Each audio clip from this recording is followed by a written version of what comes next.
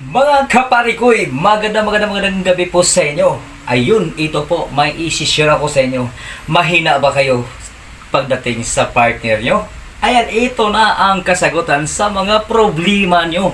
Ito guys, malamang siguradong tayo si John pag iniinom nyo to.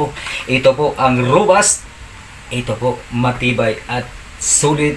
At syempre, mabisa itong gamot para sa mag-asawa. Kaya bili na, Robust #1.